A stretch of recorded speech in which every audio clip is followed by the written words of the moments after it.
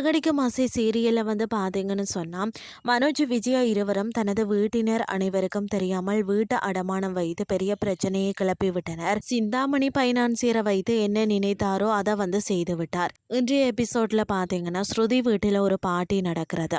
மது அருந்தி பாட்டு பாடி ஜொலியாக இருக்கிறார்கள். அந்த இடத்திற்கு விஜயாவை ஸ்ருதி அம்மா வரவழைத்து நடனமாட வற்புறுத்துகிறார்.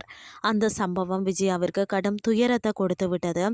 தனது அறைக்குள்ள இங்கே சிக்கி கொண்டோமே என கதறி கதறி அழுகிறார். இன்னொரு பக்கம் இந்த பிரச்சனையை வைத்து மனோஜ் எப்படியாவது தனது கைக்குள்ள போட்டுக்கொள்ளணும் அப்படின்னு சொல்லி ரோஹிணி எல்லா வேலையையும் செய்து வருகிறார். அதாவது பார்த்தீங்கன்னா, தனியாக ஸ்டோர் ரூமில் இருக்க மனோஜுடன் அங்கேயே தங்குகிறார் ரோஹிணி.